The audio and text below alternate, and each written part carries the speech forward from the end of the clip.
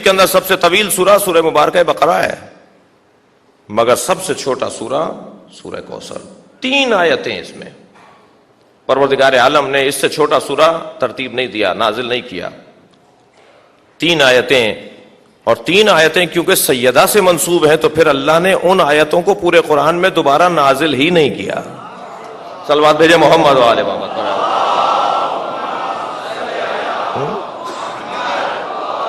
جی، جو چیز سیدہ سے منسوب ہو جائے پھر وہ کسی اور کو نہیں دی جائے گی۔ سورہ دہر کے اندر، سورہ انسان کے اندر جنت کی ساری نعمتوں کا ذکر ہے، حوروں کا ذکر نہیں ہے۔ سوال کر سکتا ہے نا قاری قرآن اور تفسیر قرآن پڑھنے والا، یا اللہ ساری نعمتوں کا ذکر ہے جنت کی مگر حوروں کا ذکر تو نے نہیں کیا؟ تو عجب نہیں جواب آئے کہ ہم سیدہ سے بات کر رہے تھے، حوروں کا تذکرہ کیسے کرتے ہیں؟ سیدہ کے سامنے حوروں کا تذکرہ ہوگا؟ جو الفاظ پروردگار عالم نے زہرا کے نام کر دیے پھر ان الفاظ کو دوبارہ قرآن میں نازل ہی نہیں کیا۔ لفظ کوثر قرآن میں ایک دفعہ ہی آیا ہے، اس لیے کہ دنیا میں بھی فاطمہ ایک ہی آئی ہے۔ اور سیدہ کا دشمن اور نبی کا دشمن کیونکہ اتنا پلید ہے تو قرآن مجید میں ابتر کا لفظ ایک ہی دفعہ آیا ہے، پھر کسی اور کے لیے استعمال نہیں ہوا۔ اور یہ ترکیب جو قرآن مجید کے اس سورے کی ہے اسے اللہ نے اس ترکیب کو بھی دوبارہ نازل نہیں کیا۔ اِنَّا أَعْطَيْنَاكَ الْكَوْثَرَ اِنَّا أَعْطَيْنَاكَ، یہ لہجہ پھر کہیں اور نہیں آیا۔ اِنَّ شَانِئَكَ، آپ کو تشنیع دینے والا، آپ کو تانا دینے والا، هُوَ الْأَبْتَرُ، بے نام و نشان رہے گا۔ یہ لب و لہجہ پھر قرآن میں دوبارہ نہیں آیا، اس لیے کہ سیدہ کے بارے میں نازل ہوا ہے۔ اور جو سب سے چھوٹا سورہ ہے وہ قرآن مجید کی اور اسلام کی حفاظت کا سب سے بڑا سامان ہے۔ سیدہ کے بغیر نہ قرآن باقی رہ سکے گا، نہ اسلام کی تعلیمات باقی رہ سکیں گی۔ دنیا میں عقیدت مند بیٹھے ہیں، سیدہ کے عقیدت مند بیٹھے ہیں، سارے سیدہ کے فقیر بیٹھے ہوئے ہیں۔ اس وقت مجلس میں اپنی عقیدت کا بھی اظہار کر رہا ہوں اور آپ کی عقیدت کو بھی کی ترجمانی کر رہا ہوں۔ اس وقت ہم سب سیدہ کے فقیر بیٹھے ہوئے ہیں، مانگنے آئے بی بی کے دروازے پر، حاضری دینے آئے سیدہ کے دروازے پر۔ 75 دن نبی کی زندگی کے بعد اور نبی کی رحلت کے بعد 75 دن زندہ رہیں اور 75 دن کے بعد شہادت ہوئی، یا 95 دن کے بعد شہادت ہوئی؟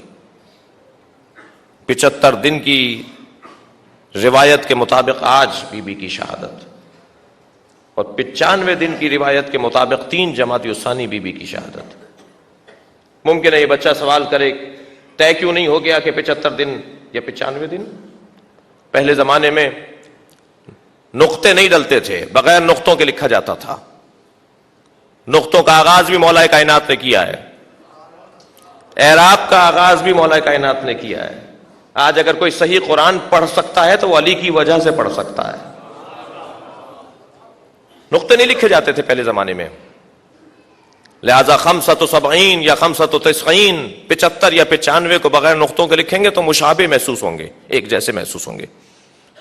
اب ایک جیسی چیز لکھی ہوئی ہے، یعنی 2 گنتی ایک جیسے انداز سے لکھی جائیں گے تو راوی یہی کہے گا نا کہ میں اسے 75 پڑھوں یا 95 پڑھوں۔ جب نقطے نہیں ڈلے ہوئے تو کیسے راوی طے کرے کہ یہ 95 لکھا ہوا ہے یا 75 لکھا ہوا ہے؟ نبی کی رحلت کے اتنے دن کے بعد سیدہ کی شہادت ہوئی، وہ اتنے دن کی جو تعداد لکھی ہوئی ہے اس کو بغیر نقطوں کے لکھا جائے گا تو ایک جیسے 2 گنتیاں بن سکتی ہیں، 75 بھی 95 بھی۔ لہذا موالیوں اور مولائیوں اور چاہنے والوں کی محبت کا تقاضا یہ ہے کہ 75 دن کے مطابق بھی عزاداری ہو اور 95 دن کے مطابق بھی عزاداری ہو۔ صلوات بھیجے محمد و آل محمد۔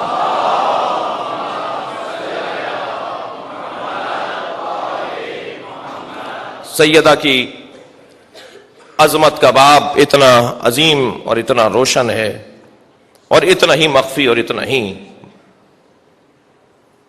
راز اور سر کی کیفیت میں ہے کہ جس کو بیان کرنا انتہائی آسانی کی کیفیت میں انتہائی مشکل ہے۔ میں آج بانی مجلس اعضا کی فرمائش کے مطابق بھی اور اپنی خواہش کے انداز پر بھی جناب سیدہ کے نام پر اور القاب پر غور کرنا چاہتا ہوں۔ کسی بھی شخصیت کی معرفت کے لیے ایک رستہ اسے پہچاننے کے لیے اس کا وصیت نامہ ہے۔ وصیت نامہ بتاتا ہے کہ اس شخص نے اپنی ساری زندگی میں کن چیزوں کی طرف خاص توجہ دی ہے، اور جن چیزوں کی طرف اس نے خاص توجہ دی ہوگی وہ زندگی اس کی زندگی کا حاصل شمار ہوگا، اس کی زندگی کا کمال شمار ہوگا۔ ایک رستہ ہے وصیت نامے کے ذریعے سے پہچانی ہے، لہذا ائمہ عصمت و طہارت کے وصیت نامے، اور پھر تنزل کرتے ہوئے اگر نیچے اور مثالوں میں آئیں تو ہمارے مراجع تقلید کے وصیت نامے، ہمارے عزیز و اقارب نے جو وصیت نامے لکھ کر اس دنیا سے گئے اور جن باتوں کی طرف انہوں نے اس میں توجہ دی وہ ان کی پوری زندگی کا نچوڑ پہچاننے میں آ جائے گا ایک انسان ایک صفحے کے وصیت نامے پر کہ یہ کتنا بڑا آدمی تھا اور کن صفات کا حامل تھا۔ ایک رستہ کسی کو پہچاننے کا، کسی کی معرفت کا وصیت نامہ ہے۔ دوسرا رستہ اسی جیسے افراد کا اس کے بارے میں فرمانا، فرمائش، قول، جملات، اظہار خیال، یہ ایک رستہ ہے۔ ایک امام کو سمجھنے کے لیے دوسرے امام کے الفاظ اس امام کے بارے میں اگر ہمیں مل جائیں تو یہ بہترین رستہ ہے اس امام کی معرفت کا۔ اگر کوئی صاحب العصر کی معرفت کے باب میں کچھ حاصل کرنا چاہتا ہے تو اسے ائمہ کے الفاظ اور ائمہ کے ملفوظات کی طرف توجہ دینا پڑے گی۔ مثلا ایک شخص نے آ کر امام حسین سے سوال کیا، حل ولد المہدی، اے امام حسین کیا حضرت مہدی کی ولادت ہو گئی؟ تو امام نے فرمایا، میرے مولا حسین نے فرمایا، لا لو ادرکتہ لخدمتہ ایام حیاتی، اگر میرے زمانے میں ان کی ولادت ہو جاتی تو میں اپنی زندگی کو ان کی خدمت کے لیے وقف کر دیتا۔ اب یہ امام مہدی کی معرفت کے لیے ایک باب ہے کہ حسین مہدی کے لیے کیا کہہ رہے ہیں،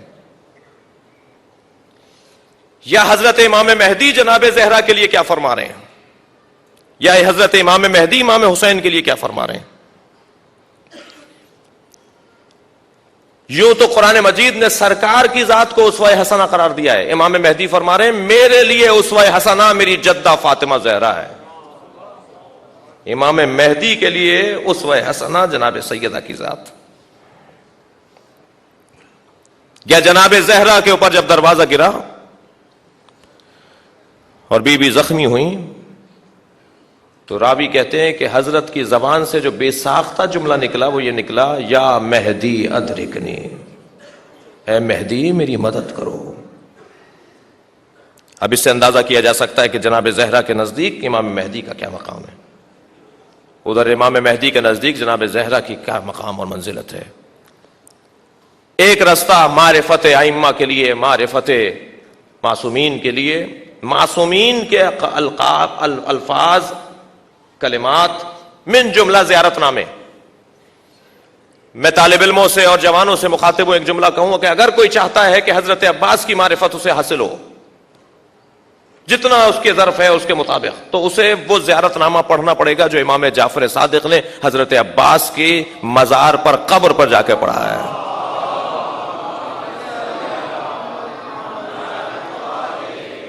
اس زیارت نامے کی تلاوت کرے، معلوم ہوگا کہ کیا فرما رہے ہیں ایک معصوم امام حضرت عباس کے لیے کیا ارشاد فرما رہے ہیں۔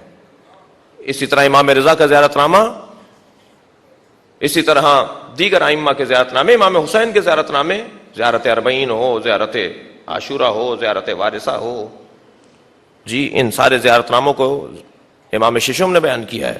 ایک امام معصوم اگر ایک امام معصوم کو مخاطب کر رہا ہے تو یہ ایک بہترین معیار معرفت ہے، اس لیے کہ ان کے ہاں نہ مبالغہ پایا جاتا ہے، نہ زیادہ روی پائی جاتی ہے، نہ غفلت پائی جاتی ہے، وہ پابند وحی بھی ہیں اور پابند الہام بھی ہیں، وہ اللہ کی مشیت کے پابند ہیں، وہ بولیں گے تو وہی بولیں گے جو اللہ چاہتا ہے، نہ محبت میں زیادہ بولا جائے گا نہ نفرت میں زیادہ بولا جائے گا۔ یہ زیارت نامے ہمارے لیے ایک بہترین حکمت بھی ہیں۔ آج ہم پر ایک بات کی جاتی ہے، یہ تبرہ کرنے والے لوگ، پہلی بات تو میرے بچے اور جوان اپنے ذہن میں بٹھائیں گے اور میں آپ کے توسط سے کسی سے کہہ دوں کہ تبرہ ہمارے ہاں نماز کی طرح واجب ہے، ہم تبرہ نہیں چھوڑیں گے۔ تبرہ ہمارے ہاں حج کی طرح واجب ہے، ہم تبرہ نہیں چھوڑیں گے۔ یہ تمہیں کس نے بتا دیا ہے کہ تبرہ کا مطلب سب و شتم ہے، تبرہ کا مطلب گالم گلوچ ہے؟ تم اپنی اصلاح کرو، ہم تبرہ نہیں چھوڑیں گے۔ تم اپنے تصور کو بہتر کرو، ہمارے نزدیک تبرہ گالی کو نہیں کہتے، گالی کوئی بھی مہذب انسان نہیں دے سکتا. اس ممبر سے کیسے بولی جائے گی، اس عزاخانے میں کیسے بولی جائے گی؟ تبرہ کا مطلب گالم گلوچ نہیں ہے، تبرہ کا مطلب جو اہل نہیں ہے اسے اہل نہ مانا جائے. صلوات بھیجے محمد و آل محمد پر.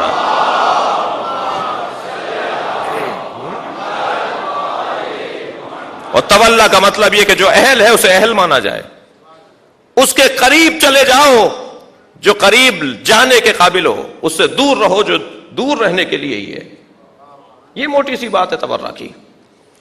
میری اور آپ کی ایک مشکل ہے، پاکستان کی سرزمین پر لوگ ہمیں سمجھنا نہیں چاہتے. تشیع کسی فرقے کا اور ٹولے کا نام نہیں ہے، تشیع ایک تہذیب کا نام ہے، تشیع ایک تاریخ کا نام ہے، تشیع ایک جد و جہد کا نام ہے، تشیع ایک قربانیوں کی تاریخ کا نام ہے. تشیع در حقیقت ایک فرہنگ اور ثقافت ہے، ایک مزاج کا نام ہے تشیع، ایک انداز اور ایک روش کا نام ہے تشیع. باطل سے ٹکرا جانے والے کا نام شیعہ ہے، حق کی سرپرستی اور حق کی ہمراہی کرنے والے کا نام شیعہ ہے. اور اس انداز سے جینے والے ہر دور کے اندر مشکل کا سامنا کرتے ہیں. یہ آج پہلا دور نہیں ہے. آپ کے بھی اس چارراہ کے اوپر ہمارے برادران تشریف فرما ہے، اس لیے کہ سندھ کے ایک شہر کے اندر ایک بہت بڑے اجتماع کے اندر رکھنا ڈالا گیا ہے. شیطانوں کو آزاد چھوڑ دیا جاتا ہے اور اچھی بات کرنے والوں پر پابندی لگا دی جاتی ہے. ایک صلوات بھیجے محمد و آل محمد پر.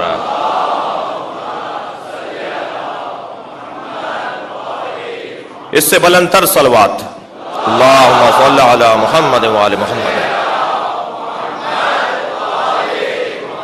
ایک رستہ ائمہ عصمت و طہارت کی معرفت کا زیارت نامے ہیں، اور تیسرا رستہ القاب ائمہ کے القاب. امام حسین کو سید الشہداء کہا جاتا ہے، حضرت عباس کو ابا صالح کہا جاتا ہے، حضرت عباس کو ابو الفضل کہا جاتا ہے، ابو القربہ کہا جاتا ہے. ان القاب پر غور کیا جائے.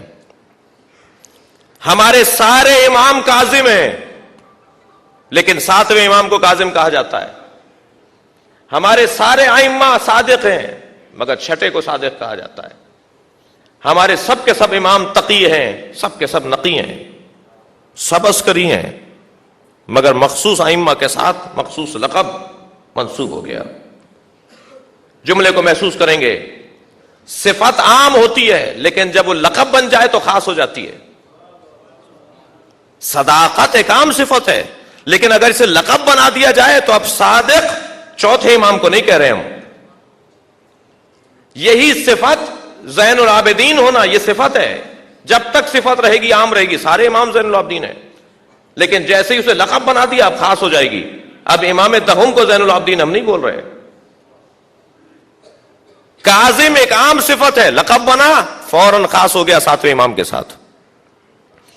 اب اگر مخصوص ہو گیا کسی ہستی کے ساتھ کوئی لقب تو ہمیں دیکھنا ہوگا کہ اس ہستی کے ساتھ اس لقب کو مخصوص کیوں کیا گیا ہے. اور القاب کا زیادہ ہونا اس کے ذات کے کمال کی طرف بھی اشارہ ہے.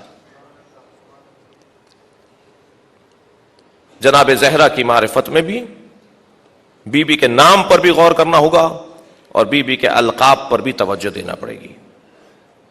اور ایک ایک لقب پر بھی اگر غور کر لیا جائے تو یقیناً بہت کچھ ہمیں نصیب ہوگا اس دسترخوان سے جو سیدہ کا دسترخوان ہے. ہم سب جمع ہوئے بی بی کو سمجھنے کے لیے، بی بی کی معرفت حاصل کرنے کے لیے. اگرچہ اس بات کا احساس ہمیں ہے کہ یہ لیلۃ القدر ہے، وما ادراک ما لیلۃ القدر، تمہیں کیا پتا کہ شب قدر کیا ہے. سیدہ فرماتی ہیں انا لیلۃ القدر، میں ہی تو شب قدر ہوں جسے پہچاننا مشکل ہے. اور لفظ فاطمہ کا ایک مطلب، 3 مطلب بیان کیے گئے لفظ فاطمہ کے. آمادہ ہیں آپ اس گفتگو کو آگے بڑھاؤں؟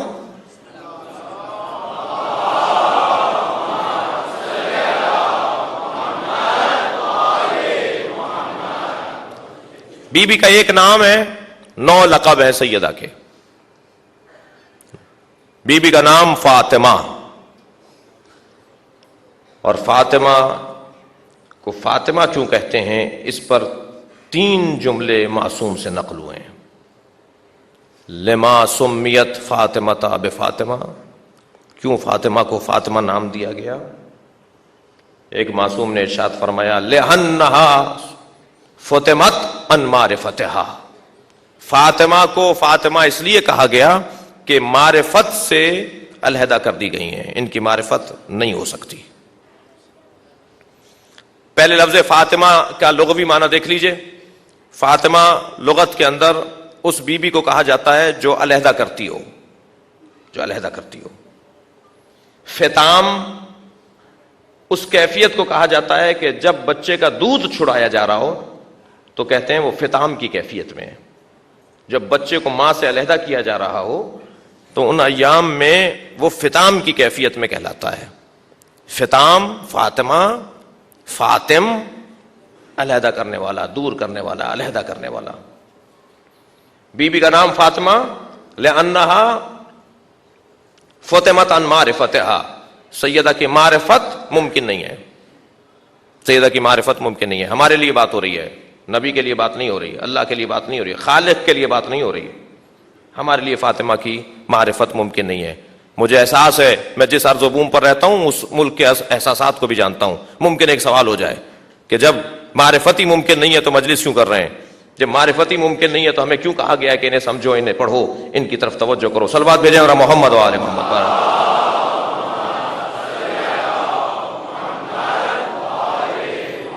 تو عزیزان گرامی، ہماری زندگیوں میں اس کی 85 مثالیں ہیں۔ ہر شے ہر ظرف میں نہیں جا سکتی۔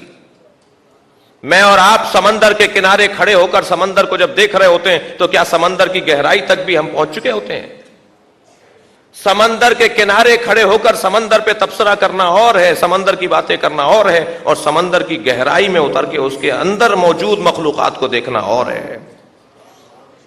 ہم میں سے شاید ہی کسی کے بس کی بات ہو کہ ہم وہاں تک پہنچ سکیں۔ یہ مادی بات ہے۔ کچھ ہستیوں کی حیثیت اور معرفت اس درجے پر ہے کہ اس کو سمجھنے کے لیے عصمت کا دماغ چاہیے، معصوم مزاج چاہیے، ولایت کا پیکر چاہیے، تب جا کر وہ اس مقام پر پہنچے گا کہ اسے سمجھ سکے اور اسے ہضم کر سکے۔ جتنے بھی بڑے بڑے عرفاء گزرے ہیں، سید مرتضی کشمیری، آیت اللہ بہجت، آیت اللہ پرہیزگار، آیت اللہ عبد الکریم حائری، شیخ جواد ملکی تبریزی، ایک طویل فہرست ہے ان عرفاء مجتہدین کی کہ جنہوں نے ایک جملے میں کہا ہے کہ اگر ہمیں اللہ نے کوئی مقام عطا کیا ہے تو وہ فاطمہ کے دروازے پر جھکنے کی وجہ سے عطا کیا ہے۔ یہ سارے بزرگان ایک چیز پر مشترک دکھائی دیتے ہیں، جناب سیدہ سے خاص عقیدت رکھتے تھے۔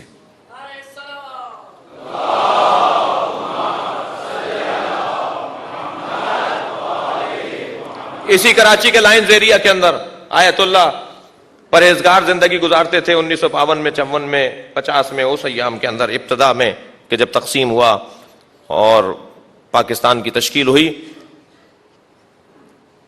پڑوس سے ان کے لیے ایک گلاس دودھ کا جاتا تھا، پڑوس میں ایک بکری پلی ہوئی تھی اور وہ دودھ کا گلاس آیت اللہ پرہیزگار کو بھیجا جاتا تھا۔ آیت اللہ کشمیری کے، مرتضی کشمیری کے بیٹے سید مرتضی کشمیری صاحب کرامت عالم دین، ان کے فرزند آیت اللہ پرہیزگار یہیں رہے کافی عرصے۔ وہ جوان، جو بچہ جو دودھ دینے کے لیے اپنی والدہ، ان کے والدین دیتے تھے، جاؤ مولانا کو دے کر آ جاؤ، ایک دن آ کے کہا کہ ہماری اماں نے کہا ہے کہ ہماری بکری نے دودھ دینا کم کر دیا ہے، لہٰذا کل سے ہم آپ کے حصے کا دودھ نہیں بھیج پائیں گے۔ تو فوراً کہنے لگے نہیں، مجھے تو دودھ چاہیے، بکری کے کان میں کہہ دو کہ اولاد زہرا کو دودھ چاہیے۔ یہ کہنے لگے یہ کیا بات ہوئی، مزاح سمجھا اسے۔ دوسرے دن جب دودھ نہیں پہنچا تو انہوں نے پوچھا کہ کیوں نہیں لے کر آئے؟ کہا بکری نے دودھ ہی نہیں دیا۔ کہا تم نے کان میں نہیں کہا اسے؟ پھر انہوں نے مزاح میں لیا اسے، جب انہوں نے تاکید فرمائی کہ نہیں اسے کہو، اور جب بکری کے کان میں کہہ دیا گیا تو 4 برابر دودھ ہو گیا اسی دن سے اس کا، اور جب تک وہ ان کے پڑوس میں رہے بکری 4 برابر دودھ دیتی رہی۔ یہ چھوٹی سی بات ہے، یہ چھوٹی سی بات ہے۔ انہی کے والد آیت اللہ کشمیری نجف اشرف کے اندر ایک طالب علم کے حجرے کے دروازے کا تالا، اس کی چابی گم ہو جاتی ہے، تالے کو پکڑ کر کہتے ہیں یا فاطمہ الزہرا، تالا کھل جاتا ہے، وہ شاگرد نجف کا شاگرد کہنے لگا کہ استاد یہ کیا کیا آپ نے، یہ کیسے تالا کھل گیا؟ کہنے لگے مادر موسیٰ کے نام پہ تالا کھل جائے، مادر حسین کے نام پہ تالا نہیں کھلے گا۔ صلوات بھیجے محمد و آل محمد پر۔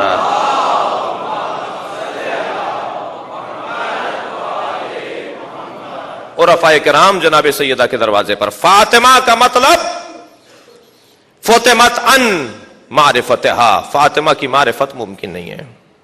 ہم بیٹھے ہوئے ہیں بی بی کے دروازے پر، ہم بی بی سے مانگنے آئے ہیں کہ ہمیں کچھ خوشبو معرفت کی نصیب ہو جائے۔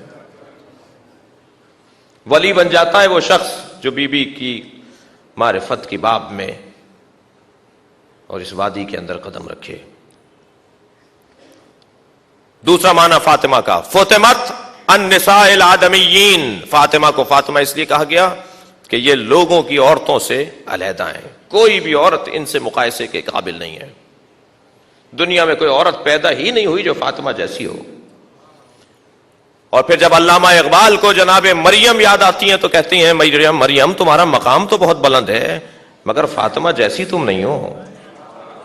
اور علامہ اقبال ایک فارسی میں قصیدہ کہہ دیتے ہیں جناب زہرا کی عظمت پر، مریم از یک نسبت عیسیٰ عزیز، از سہ نسبت حضرت زہرا عزیز۔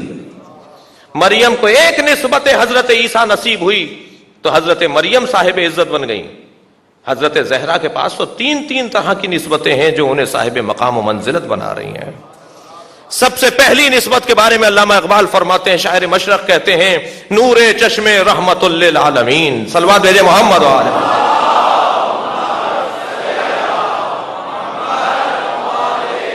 نور چشم رحمت للعالمین، آن امام اولین و آخرین۔ یہ اس کی آنکھوں کی ٹھنڈک ہے جو عالمین کے لیے رحمت ہے اور اولین و آخرین کا امام ہے۔ دوسری نسبت میں علامہ اقبال فرماتے ہیں، بانو آن تاجدار حل عطا، یہ اس کی بانو ہے، یہ اس کی زوجہ ہے جس کے سر پہ حل عطا کا تاج سجا ہوا ہے۔ بانو آن تاجدار حل عطا، مرتضی مشکل کشا شیر خدا۔